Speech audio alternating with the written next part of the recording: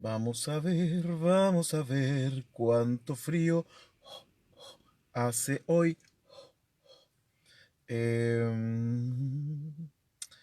Bien. Turututú, taratararam, tururutú, taratararam, taratam, tararatararatam, tam, turututurum, tarararatam, tarararatam, tararatam, tururururutum, tararatam, tararatam. Buen día, querido Alfonso. Buenos y helados días. Oye, ¿qué pasó con Ruth? ¿Qué pasó con Ruth Gaete, que no ha llegado al VIP Salón?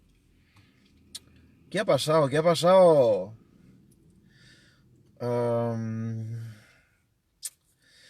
Bien, comenzamos en 5 minutos, así que tienen tiempo para relajarse, por supuesto, para tomar su segundo desayuno, como los hobbits. Voy a ver si puedo sacar la escarcha de... Eso es. Tenía escarcha hace 2 minutos en el parabrisas de El Romano Móvil. ¿Cómo estás, querido Javier? Buenos días. Se ve lluvia por ahí. Saludos a todos. No, está helado. Eh, estas, hermano, las mañanitas. Hoy está súper helado, súper helado. Y están todos los módulos de mi casa ocupados con clase. Entonces, no, había un módulo que no estaba ocupado, podría haberlo ocupado yo dentro de la casa, pucha que la embarré. Ya, nada que hacer, ya estoy aquí, así que no me voy a moverme. Ruth Gaete, ahí estás. ¿Está pegado? ¿En serio? Eh, Ay, qué frío. De verdad tengo frío hoy día. Esto es mi apostolado, ¿no? Hola Antonia, buenos días, buenos días, buenos días. Javier Quevedo, ¿no me enviaste tu correo ayer para enviarte el regalo vía Lobo del Aire? Oye, yo conozco un chico acá que vive cerca mío que colecciona de estos helicópteros que son a control remoto y tiene unos súper buenos. Y entre uno de esos está Lobo del Aire. Tun, tu, tu, tu, tun, tu, tun, tu, tun. ¿Sigue pegado? Me pregunto yo. ¿Sigue pegado? Em, Va el mail. Muy bien. Buenas tardes, querida Grego. Buenos días acá en Chile. En Chile.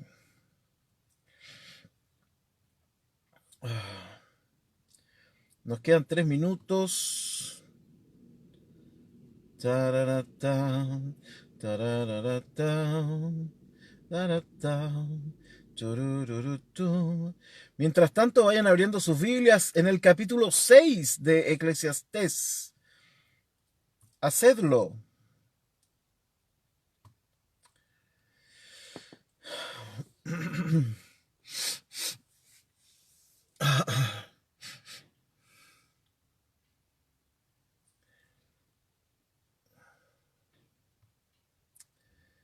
Tururutum, turururutum, turutum, turutum, turururutum, turutum. Tararararararararutum, tumdararam, tararatam. Perfecto. Perfecto. Entonces, ahí está, cargando. Y vamos a abrir acá. Comenzamos en 2 minutos, ¿ah? Tenemos tiempo todavía. Que apreté.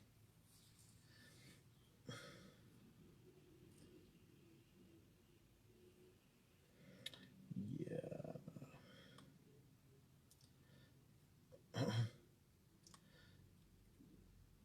tun. Tararatán, taratán.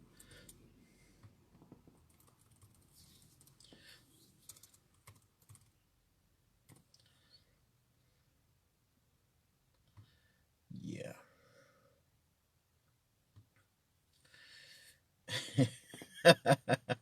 Qué simpático el GIF que me enviaste, Javier.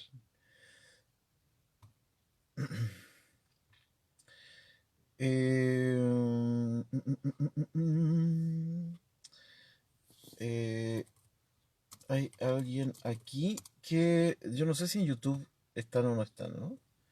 O quizás YouTube amaneció malo hoy día de frentón.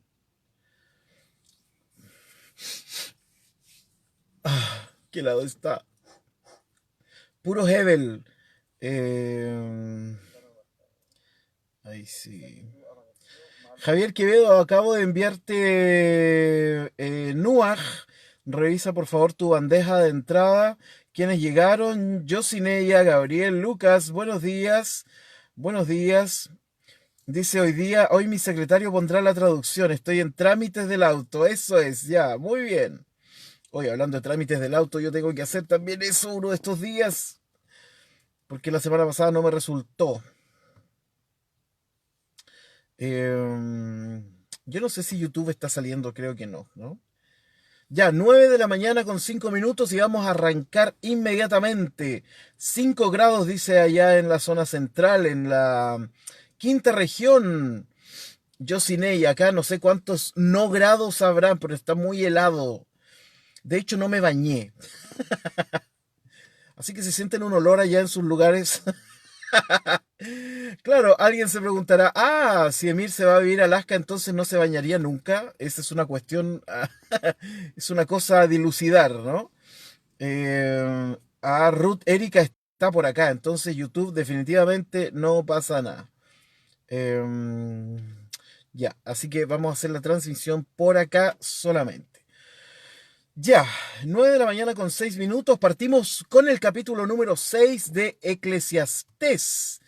Eh, espero que lo hayan podido leer para entrar en contexto con nuestro texto sapiencial. Así que abran sus Biblias ahí en todas sus traducciones que tienen, que siempre son tan interesantes. Yo voy a ir leyendo el texto en español de la Reina Valera. Ven que también soy conservador, también uso Reina Valera. Eh, entonces, y cuando sea necesario, vamos a detenernos en el texto hebreo porque hay muchas palabras que se van repitiendo y conceptos que se van repitiendo, los cuales ya hemos ido estudiando en las clases anteriores. Entonces, no tiene mucho sentido repetirlas de nuevo. Eh, eh, ya. Javier dice que en YouTube está todo bien. Entonces son sus transmisiones, no la mía, no soy yo, eres tú. Gracias, Javier. Bien, Félix Leiva, leí Félix, ¿no? Félix Leiva, buenos días, listo para el chorizo con huevo, eso es. Hermano, y si vieras el desayuno que me dieron hoy día, muy bajito en calorías, bajito en calorías. Así que, recibido, dice Javier, qué bueno, hermano. Disfrute de Nuaj. La portada quedó linda, ¿no? Qué bonita, a mí me gusta la portada. Después les voy a mostrar un día la primera portada que me envió el diseñador de Nuaj. Era super New Age. Yo no sé qué libro pensaba que era. Bueno, partamos entonces. Hay un mal, versículo 1, capítulo 6. Hay un mal que he visto debajo del cielo y muy común entre los hombres. Como vemos, Salomón sigue viendo con los ojos, eh, pero además está viendo con el intelecto, está viendo con los oídos, ¿no? En algún momento yo le hablé un poco de la sinestesia, ¿no? Ver con los oídos y escuchar con los ojos. Eso significa que debes prestar atención total y completamente al momento donde tú estás. Fíjense que hay gente que hoy día paga por eso. Claro, uno dirá, no, pero si yo sé dónde estoy, yo sé lo... No, no. ¿Y cómo sabemos que no es así? ¿Cómo sabemos que no tenemos conciencia del momento que estamos viviendo? Porque un montón de terapias hoy día están basadas en el vivir el aquí y el ahora. O sea, cuando usted dice, no, si yo tengo conciencia de que estoy aquí, no, lo más probable es que no. Y de hecho hay gente que paga para poder ser llevados a este plano de la conciencia, ¿no? Pensemos en el famoso mindfulness hoy día que se está enseñando en los colegios, a los niños se les está enseñando meditación en algunos lugares, desde muy pequeñitos, desde el jardín infantil, algunos niños empiezan a tener meditación, lo cual yo encuentro tremendamente, y aquí es donde usted dice, ¿qué va a decir? ¿Con quién se va a alinear? ¿Ah? Entonces, es algo que yo encuentro tremendamente... ¡Pah! Se cortó la señal. Tremendamente positivo, pues, obvio. Em, Porque fíjense que si a los niños desde muy pequeños ya se les enseña, o sea, se ve la necesidad de enseñarles meditación, que no es otra cosa que ejercicios de respiración, no se pasen rollo, ¿ah? Yo me acuerdo que años atrás yo era un apologista, pero con tutti, ¿no? Era temible, era temible. Yo siempre me pregunto, bueno, una vez les conté esta historia, pero se las cuento de nuevo. Cuando yo tenía cerca de 18 años, ya llevaba 2 o 3 años en la iglesia, 18 años, 19 años, por ahí 20 años, no más que eso. Recuerdo que fui a una librería cristiana y yo dije, quiero comprarme mi primer libro cristiano. Así como cuando me compré mi primer cassette cristiano, ¿saben cuál fue? ¿Quieren saber cuál fue? Mi primer cassette en ese tiempo. Bueno, no era vinilo, así que igual estaba un poquito más moderno. Mi primer cassette cristiano fue uno que se llamaba Poderoso de Marcos Witt. Poderoso, tum tum ta, tum ta. Ese era, ¿no? ¿Se acuerdan de ese? Antiguo, antiguo. Ese fue mi primer cassette que me compré de música cristiana, cuando era cristiana. Eh, Otro cassette que me compré fue uno de Crystal Lewis. Pucha que me gustaba Crystal Lewis, hasta el día de hoy, ¿ah? La voz que tiene esa mujer, impresionante. No sé si lo ubican, ¿no? Yo quizás estoy muy viejo. Quizás tendría que hablar de Hillsong, pero... o de Jonathan. Jonathan, no sé si está Jonathan conectado. em, pero, claro. Bueno, en esos tiempos yo fui a una librería cristiana y me dije a mí mismo, Emir, tienes que empezar a leer literatura cristiana. Dije yo, me dije a mí mismo, ok. Y recuerdo como si fuera ayer. Había en la estantería un montón de libros que estaban así, ¿no? Eh, y me fijé en dos libros. Uno era, yo no sabía nada de literatura cristiana, nada. Entonces, un libro se llamaba Buenos días, Espíritu Santo. Ah, ese seguramente lo ubican. Buenos días, Espíritu Santo, de el afamado millonario magnate de la fe, Benny Hinn. Yo quisiera su auto, ¿ah? Benny Hinn, Buenos días, Espíritu Santo. Y el otro, el otro libro que tenía al lado se llamaba... Hoy no puedo creer que me olvidé el nombre. Me acuerdo del autor. El autor era Han Hanegraaff. No sé si alguien lo ubica, que era un libro verde. Es lo único que me acuerdo. Como verán, tengo memoria visual. Era un libro verde. ¿Cómo era que se llamaba este libro de Han Hanegraaff? Bueno, ¿cómo se llamaba? No me acuerdo. ¿Alguien de mi época que recuerde ese libro, por favor? El libro verde era un libro de apología, ¿no? De apologética. Y Han Hanegraaff le daba como bombo en fiesta a Benny Hinn.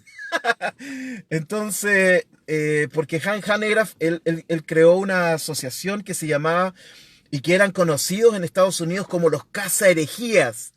Entonces, Morris Cerulo, todos estos predicadores de la prosperidad, etcétera, todos estos nuevos movimientos, cristianismo en crisis, gracias hermano, Pablo Garrido, eso era, Cristianismo en Crisis. Entonces era chistoso porque en un lado estaba Benny Hinn y al otro lado estaba el libro que hacía bolsa Benny Hinn. Entonces yo me quedé mirando los dos libros sin saber realmente qué tenía cada uno, ¿no? Rulo dice, hola, buen día, recibido el NUAG. Perfecto. Entonces le pregunto al señor de la librería, ¿cuál libro de estos dos usted me recomienda? Y siempre pienso, ¿y si yo hubiera elegido el otro y no el que me recomendó? No sé. ¿Saben cuál me recomendó? ¿Quieren saberlo? ¿Quieren realmente saberlo? Siembren. Les voy a poner mi cuenta acá abajo. Me recomendó Cristianismo en Crisis. Y bueno, y desde ahí yo me transformé en una apologeta. No, yo me compré todos los libros que habían sobre sectas y religiones comparadas. Todos, no dejé ninguno en la librería. Y a pesar de que todos decían lo mismo, que es típico de la literatura cristiano-protestante, todos dicen lo mismo, igual me los compraba aunque tuviera la tapa distinta. Y yo quería ser un experto apologeta para defender la fe prístina, ¿no? Contra todos los ataques de... ¿Cómo es que, cómo es que 45 años, 25 años después soy ecuménico? Bueno, esa es una larga historia que algún día les contaré. Entonces, y siempre me pregunto, ¿y si yo hubiera elegido Benny Hinn? Good Morning Holy Spirit. Si yo hubiera elegido a Benny Hinn, capaz que hubiera sido de ese otro lado y no hubiera estado dando este curso acá, ¿no? Le hubiera estado enseñando acerca del G12.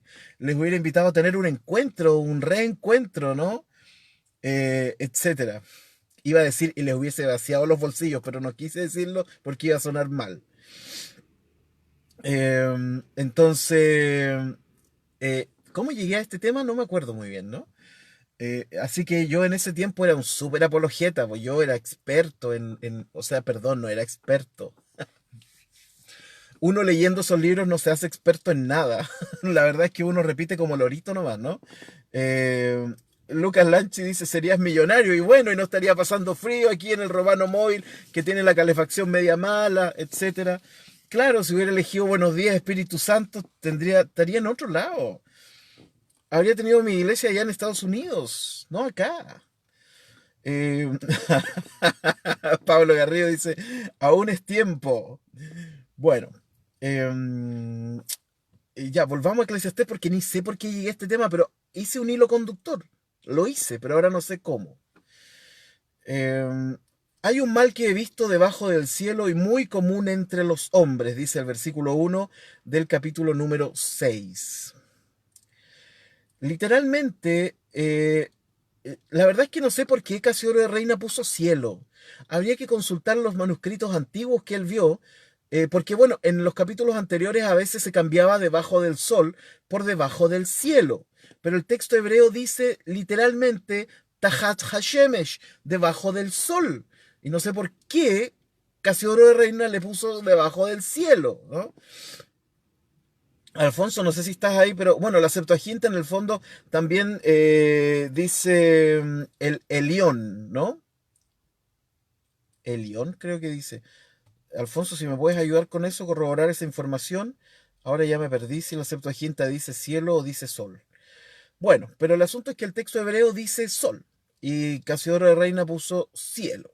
No es un gran problema, ¿no? Esta es una de las cientos de miles de variantes que tienen los textos, cuando uno hace el análisis comparativo de los textos, hay cientos de variantes.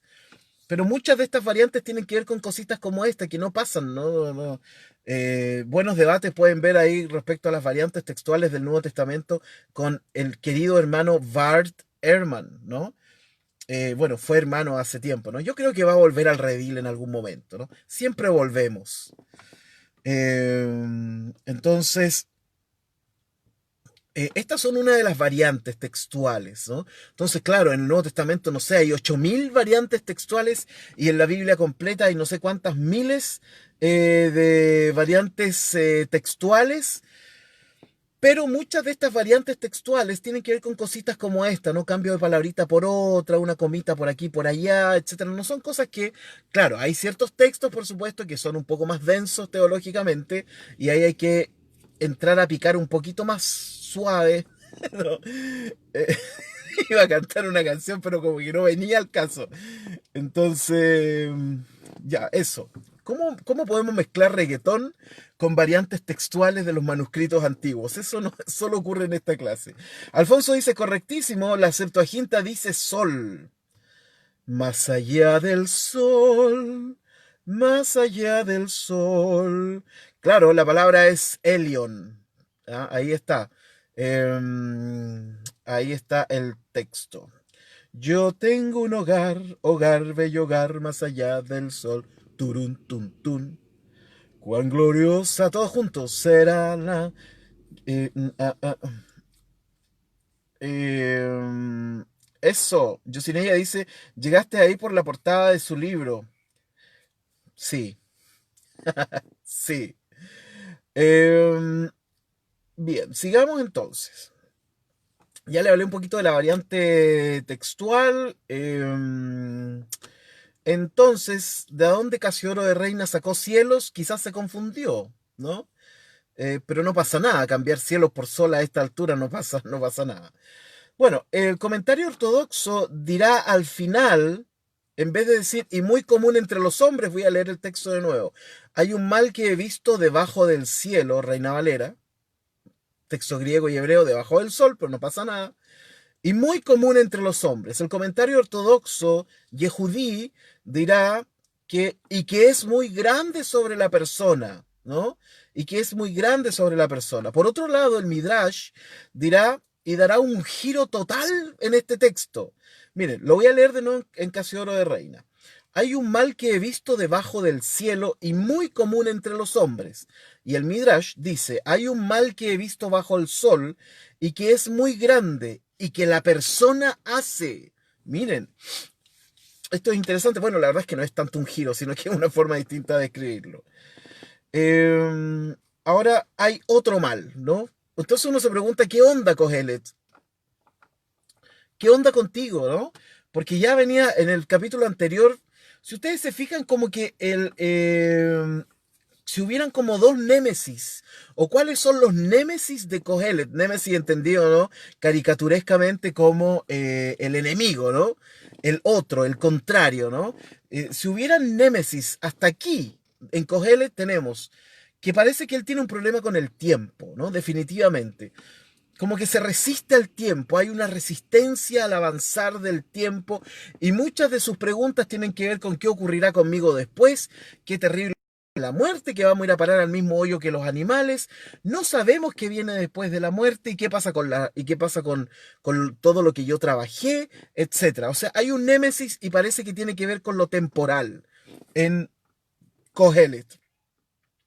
Un segundo némesis, que no sé si está en némesis, pero que también está puesto ahí como en el foco de Kohelet, es el tema de la riqueza, ¿no?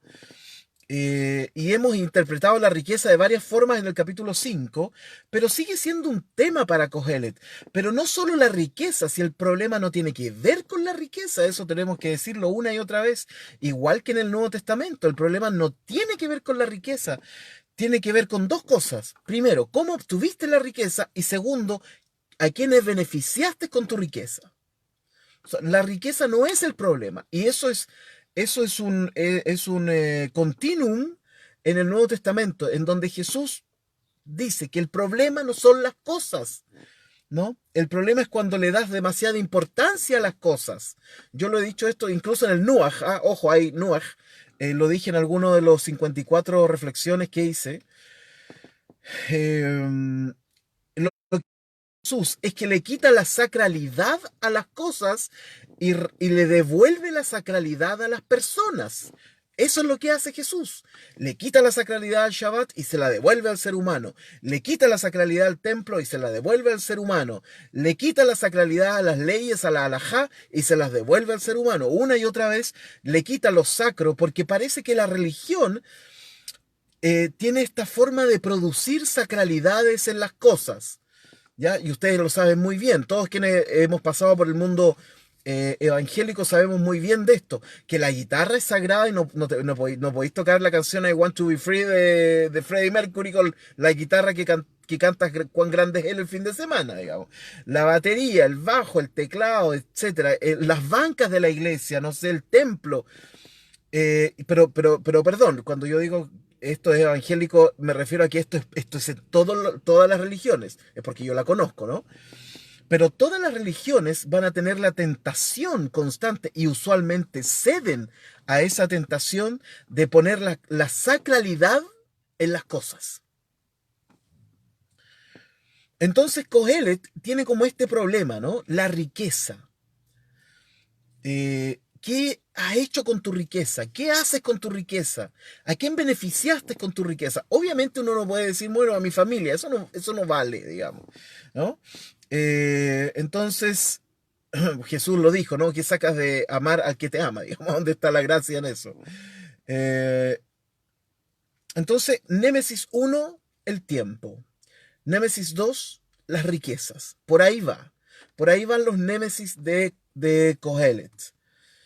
Bueno, aquí habían puesto denme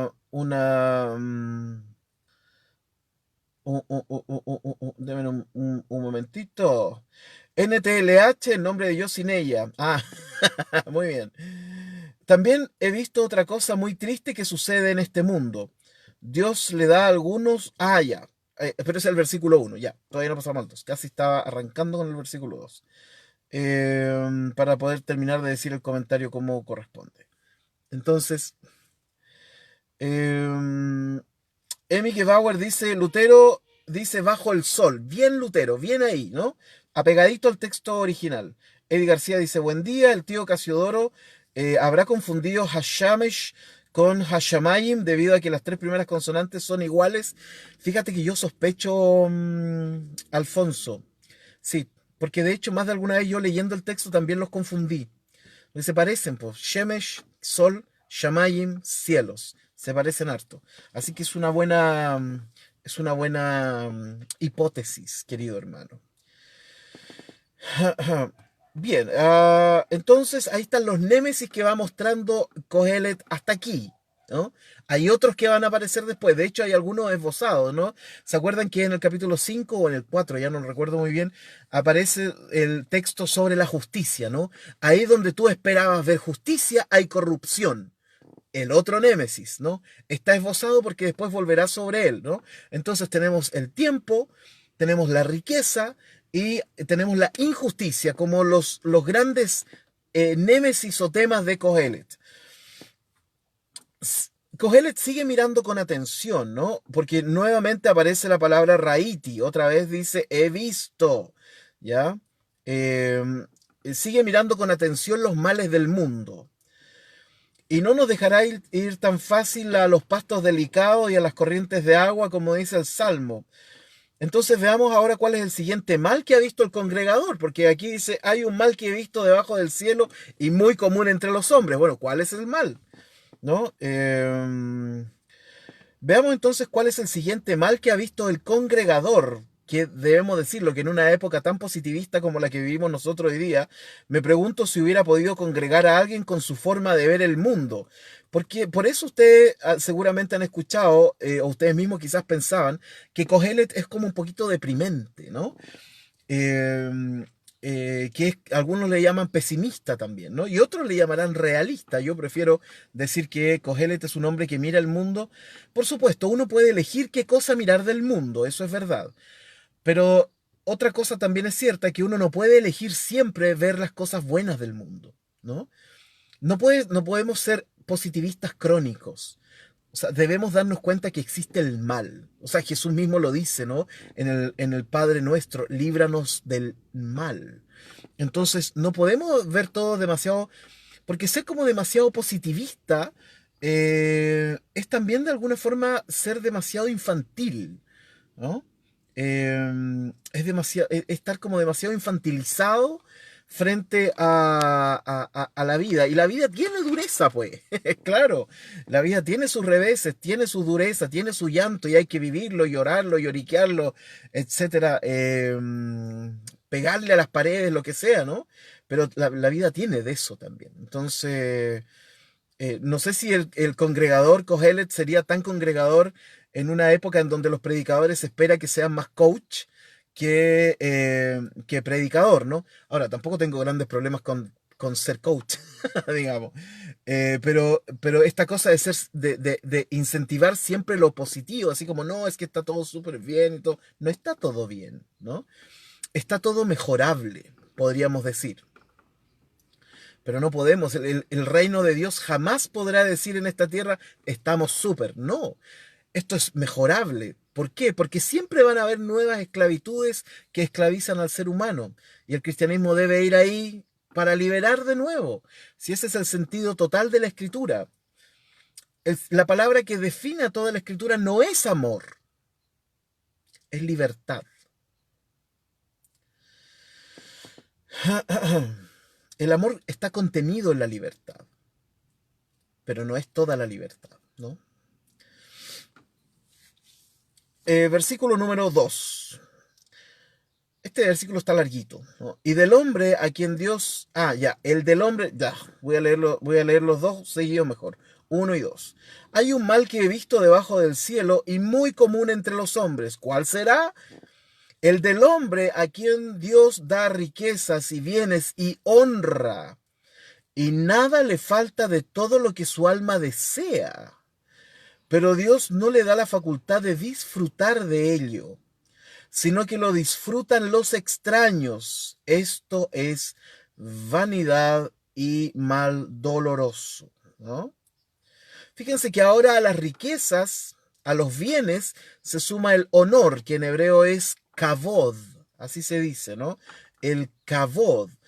Kavod tendrá también una acepción bien interesante en el Antiguo Testamento, que tiene que ver con peso, literalmente, como, por eso se habla de la gloria de Dios, ¿no? Que cuando viene la gloria de Dios es un peso que cae, ¿no? Es casi como que fuera palpable, como que fuera material. Bueno, y ahora entonces, ¿cuál es el mal que ha visto, el otro mal que ha visto Kohelet? Es el hombre a quien Dios les da todo y no le falta nada que desee, pero al mismo tiempo no se le da la facultad de gozar de ello. Aquí hay un pequeño cambio respecto a las riquezas del capítulo anterior, ¿no? Las riquezas del capítulo anterior, solo centrado en las riquezas, no compartiendo esas riquezas, etcétera. Ahora el problema no es ese. El problema es que sí tienes mucha riqueza y puedes acumular riqueza, pero Dios no te da la facultad de disfrutar de ellas, sino que disfrutan los extraños, ¿no?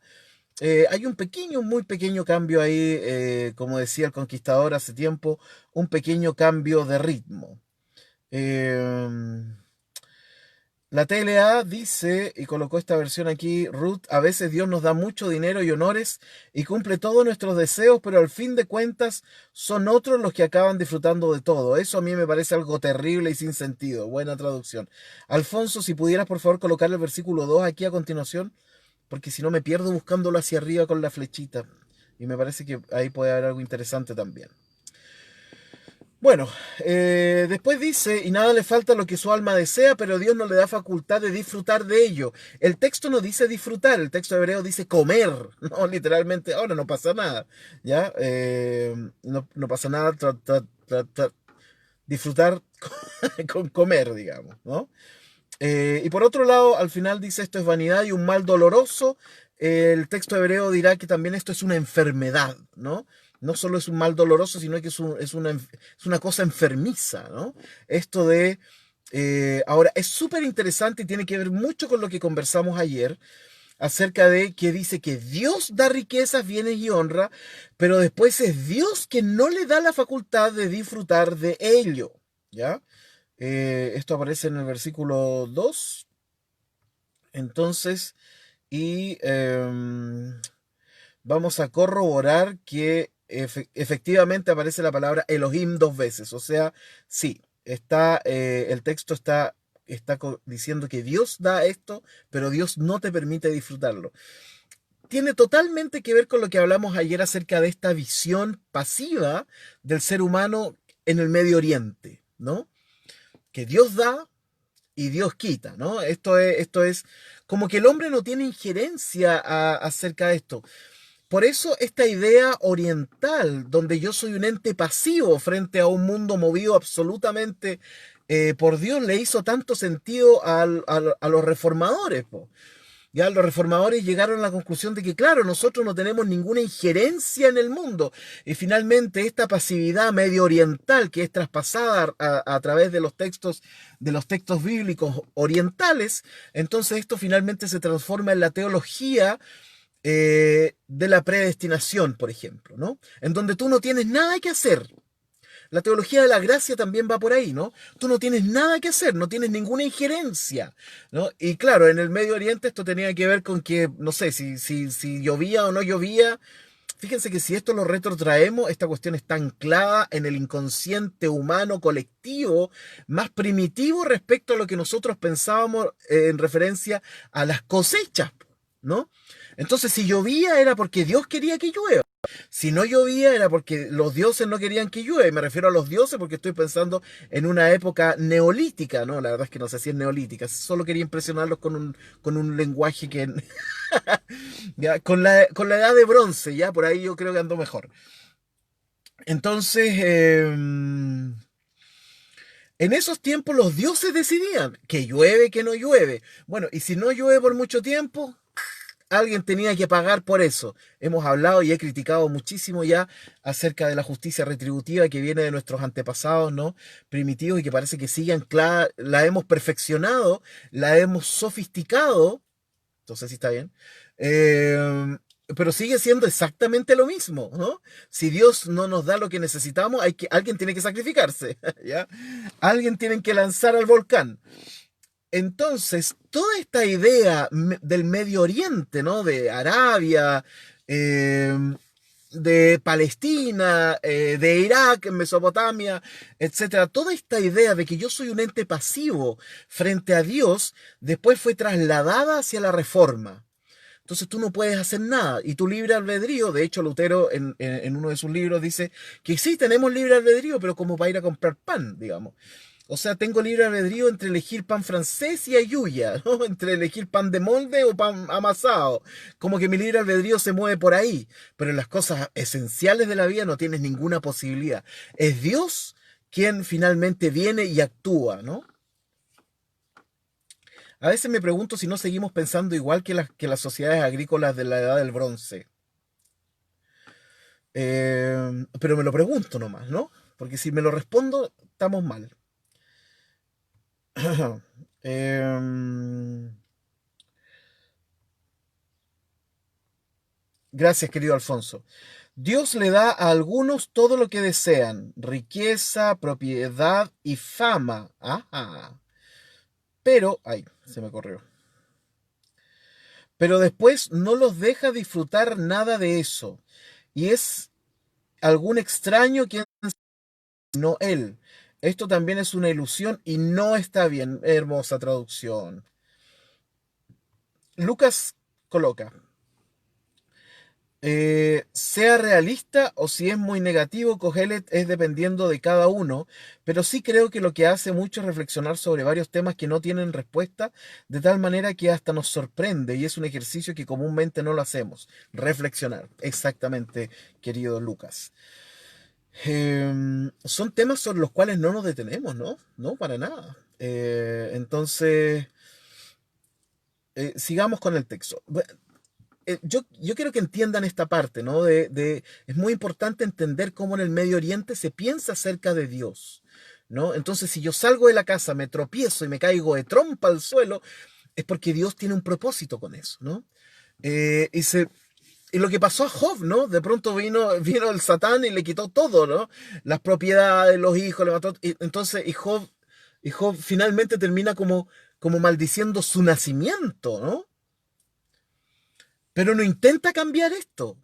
Mientras que nosotros Y como no intenta cambiarlo y como finalmente se queda ahí en su estado vegetativo de dolor, entonces después Dios viene y le multiplica todo. Eso es el resumen total de la forma oriental de entender a Dios. Hoy día esto es distinto, ¿no? Hoy día me refiero a que nuestra concepción de la libertad es distinta. Hoy día yo acciono la libertad, ¿no? Pero en aquellos tiempos no era así. Recuerden lo que pasó con el faraón, ¿no? Que los escritores bíblicos llegaron a poner, bueno, que Dios endureció el corazón del faraón. O sea, ni siquiera el faraón tuvo la... Tengo frío, por eso ahora tengo las manos heladas. El faraón tampoco quiso ser más malo. Dios vino y lo endureció. Entonces, eso es sumamente interesante. Obviamente, uno se va a preguntar, ok, pero ¿en qué cosas Dios tiene injerencia y en cuáles no? Esa es la gran pregunta. No me pregunten a mí, ¿no? Eh, a mí me gusta el texto de Hechos 17 cuando dice Pablo, ¿no? En él nos movemos, existimos y somos. Ese para mí es uno de los textos más bellos del Nuevo Testamento y que viene de la poesía griega. De hecho, Pablo lo dice, ¿no? Como sus mismos poetas griegos han dicho, algo así, ¿no? Pero para mí es un texto fundamental. En él nos movemos, existimos y somos. La pregunta no es si lo que yo hago tiene o no que ver con Dios, o qué tanto Dios tuvo que ver con lo que me pasó. Me parece que esa es una forma demasiado mercantilista de entender a Dios, ¿no? Por eso me carga, y se los digo a ustedes, que somos un grupo de confianza, ¿no? Este es como el círculo de la confianza de la película La familia de mi novia, ¿no? ¿Cómo que se llama? Ben Stiller, ¿no? Cuando el papá, el suegro, no dice, este es el círculo de la confianza, ¿ya? Ustedes están dentro de este círculo de la confianza.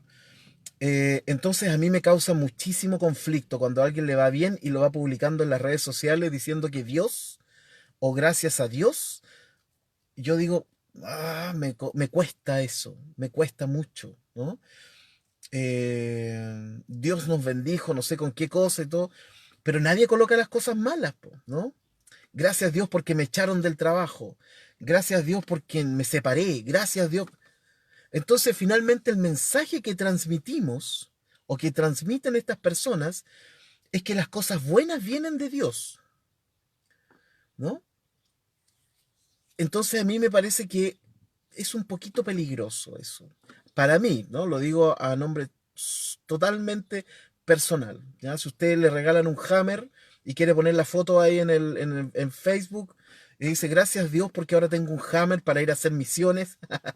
Entonces, hágalo, no se cohíba. Pero le voy a poner una crítica, ¿no?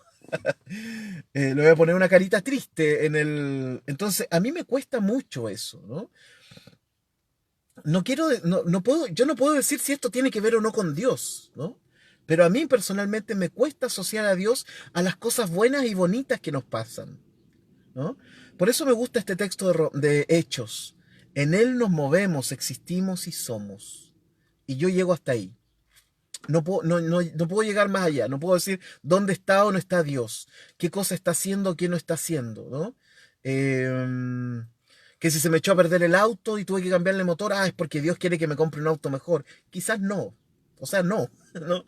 Eh, eh, pero como sea, personalmente yo no asocio las cosas buenas y bonitas y coloridas y felices solo al actuar de Dios, ¿no?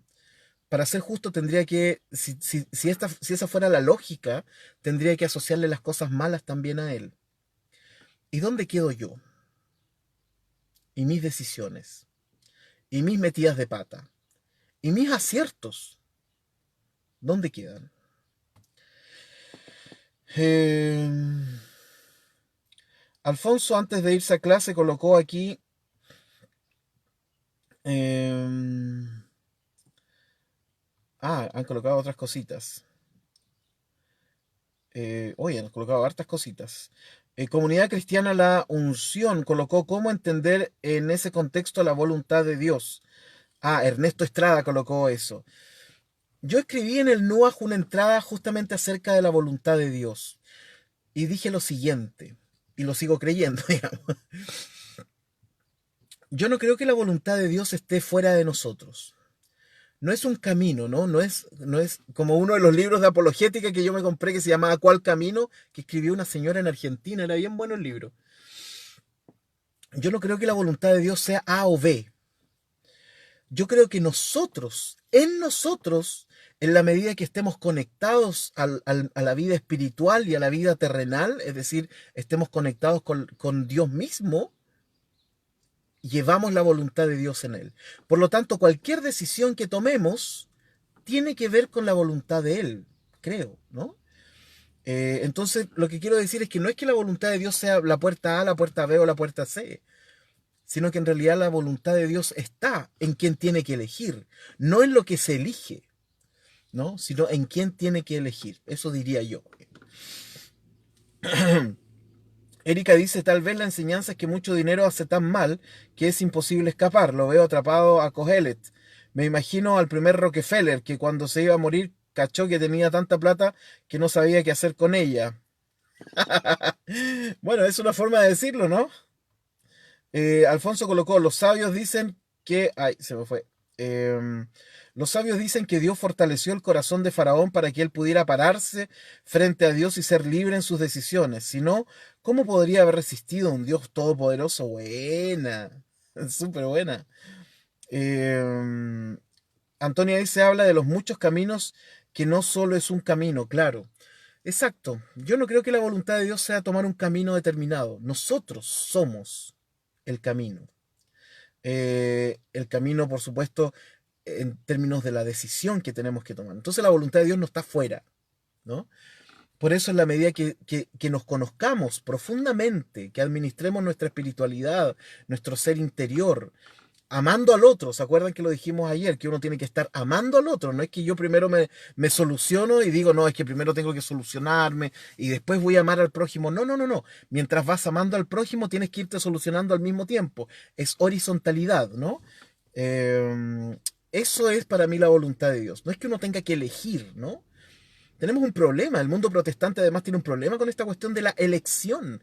Siempre todo es elección, ya que Dios elige a los que se salvan, que Dios elige a los que se van al infierno, que Dios elige a esto, que los 144.000, que como que siempre tenemos un drama con la elección, ¿no? Y por lo tanto la voluntad de Dios la trasladamos también al mundo de la elección, ¿no? No es así. En Dios nos movemos, existimos y somos. Ese texto es hermoso.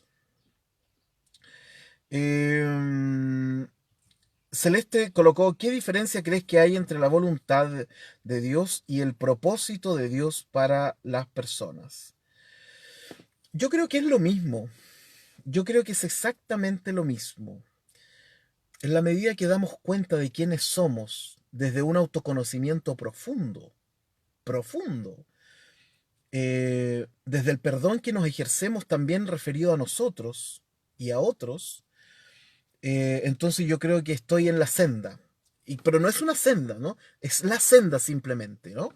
En la cual nos vamos a ir sintiendo en conexión con Dios. Y a eso se le puede llamar la voluntad de Dios, se le puede llamar el propósito de Dios, el sentido de la vida, el sentido de la existencia. Cuando uno habla con una persona que relativamente ha alcanzado las felicidades, ¿cierto? Porque no hay una, sino que son varias. Entonces, tú te das cuenta que es una persona que supo detenerse. De hecho, el versículo siguiente vamos a hablar un poquito acerca de eso. Antonia colocó, profe, ¿y qué pasa con los que dicen primero tengo que ayudarme yo para ayudar a otros si se supone que es paralelo? Claro, amarás al Señor tu Dios con todo tu corazón y a tu prójimo como a ti mismo. La escritura es súper clara. Porque el otro nos sirve de reflejo, ¿ya? Porque el otro, miren, a todos los que somos introvertidos y que nos encanta estar solos, estar con el otro nos sirve para salir de nuestra introversión. O sea, no existe esto de que no, primero tengo que sanarme yo y después sanar a otros, no. De hecho, el otro me sirve para irme sanando. Por eso es tan importante y por eso la gente que siempre está ayudando a los demás, está compartiendo su riqueza, ¿no? Con los otros son personas que se sienten muy bien, porque se van ayudando en la medida que van ayudando a otros. Esto es como una clave de vida, ¿no? ¿Quieres sanarte? Empieza a ayudar a sanarse a otro. Esa es como una clave de... Entonces, es en paralelo, ¿no? Eh, Eddie dice, crecer, caminar a la par del otro si lo amamos. Exacto. Y Edward dice, tal vez queremos cuadrarlo todo. Así es. Vamos a ver si alcanzamos a terminar este versículo. Ahora, fíjense que lo voy a leer de nuevo. Respecto al mal que ha visto Cogelet. El del hombre a quien Dios da riquezas, bienes y honra, y nada le falta de todo lo que su alma desea, pero Dios no le da la facultad de disfrutar de ello, sino que lo disfrutan los extraños. Esto es vanidad y mal doloroso. Ahora, el Midrash se pega una vuelta buenísima con este texto y dice lo siguiente, le da un sentido totalmente diferente. Dice que las riquezas, los bienes y la honra es el hombre experto en la escritura, la Mishnah y la Tosefta. ¿Ya? La Mishnah y la Tosefta y la escritura se refieren a todos los elementos que están contenidos dentro del Talmud, ¿no? El Talmud son toda una porrada de tomos donde está la sabiduría judaica respecto a las leyes, lo que se debe hacer, la halajá, que las excepciones, que las enmiendas, etcétera. Todo está ahí en el Talmud. Y el Talmud tiene diferentes partecitas, ¿no? Y la Mishnah y la Tosefta son parte de estas cosas también. Entonces, miren, el hombre que tiene riquezas, bienes y honra, entonces para el Midrash será el experto en la escritura, la Mishnah y la Tosefta, ¿no? Pero que no disfruta, finalmente, significa que no puede definir ni cortar el queque, ¿no? No puede definir ni hacer el juicio, ¿ya? Mientras que el que viene y que disfruta de esta riqueza, dirá el Midrash que es el juez, ¿no? El experto en Talmud, ¿ya? Porque este sí puede dictaminar las cosas que se hacen, que se pueden hacer o no. Por otro lado, el comentario ortodoxo dirá que estas son personas gobernadas por su riqueza al punto que pierden la facultad de poder disfrutar de ellas. Lo que me lleva a pensar justamente en el Nuevo Testamento, ¿no? Y cuestiones como el Shabbat, ¿no? Sobre legislar sobre tu descanso, ¿no? Y que sin embargo esa legislación se terminó transformando en una pesadilla para la gente, en una carga más que un beneficio. Si aplicáramos este texto a lo que habíamos hablado sobre nuestras propias riquezas personales, ¿no? Es posible que estemos haciendo lo que nos gusta, pero que por no administrarlo bien no podamos disfrutarlo a plenitud. Hay una cosa re interesante que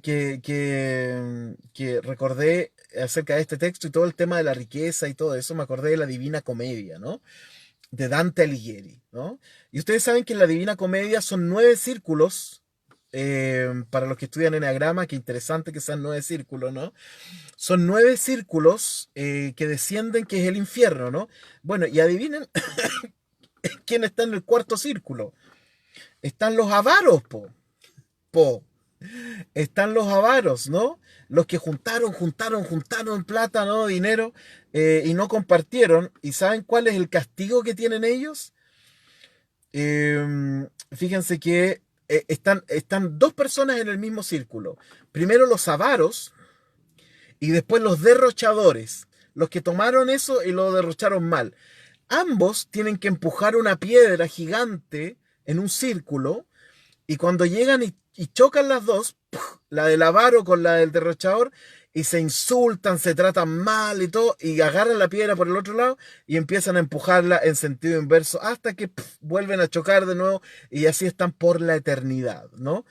Empujando y empujando, empujando, sin llegar a ninguna parte. Ese es el castigo de la avaricia en el cuarto círculo de la Divina Comedia de Dante. Bueno, en este punto es imposible no pensar por qué para Kohelet el tema de las riquezas y el uso de esta es tan central en su predicación. Suponiendo que es Salomón, que además es rico y sabio, igual sería un poco injusta su diatriba, ¿no?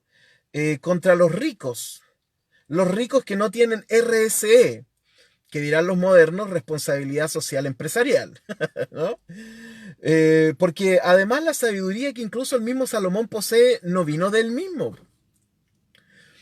¿no? Él pidió sabiduría y Dios le dio la sabiduría. Entonces igual es injusto que trate a los demás como que no saben qué hacer con su riqueza cuando él mismo su sabiduría vino de Dios. Bueno, a menos que esté pensando en cómo dejar un mundo mejor, claro. ahí ve a quienes tienen el poder y la pregunta, y se pregunta sobre qué pasaría si ellos tuvieran la sabiduría de compartir sus riquezas. Ya, y lo vamos a dejar hasta ahí porque quería avanzar hasta el 3 pero no llegué. Taratatán. Em, Eddie dice, o sería cuidarse el uno al otro, pero muchas veces no hay correspondencia. Creo esto último para sí esperamos esto, pero sí esperamos esto de alguien concreto. El prójimo me parece no es el otro, sino todos uno mismo. ¿Sí? Es una interesante lectura, querido Eddie. Ya, y hasta aquí nomás llegamos, porque tengo mucho frío, me voy a ir a sentar a la orilla del fuego a tomarme un tecito. Les mando un abrazo gigantesco a todos. Claro, exactamente. Creo que Sísifo también estaba ahí, ¿ah? No me acuerdo si estaba en ese mismo círculo, querido Gabriel. Ya, que tengan una gran jornada. Mañana nos encontramos y seguimos avanzando como corresponde, ¿cierto? Con nuestro estudio de Kohelet en el capítulo número 6. Estamos llegando a la mitad del libro. Ya estamos en el capítulo central prácticamente del libro. De ahí vamos hacia la recta final de este hermoso libro del Antiguo Testamento, perteneciente a lo que se llama el rollo de los Megilot. Así se llama porque Kohelet está junto a otros libros, Lamentaciones, Cantar de los Cantares, Esther y Proverbios, creo, no me acuerdo muy bien. Y estos 5 libros pertenecen a un rollo que se llama los Megilot. ¿Ya? Bueno, quería comentarles eso. Ya, que tengan una linda jornada, pásenlo bien, pórtense bien, ya, y que tengan un lindo día miércoles. Bye bye.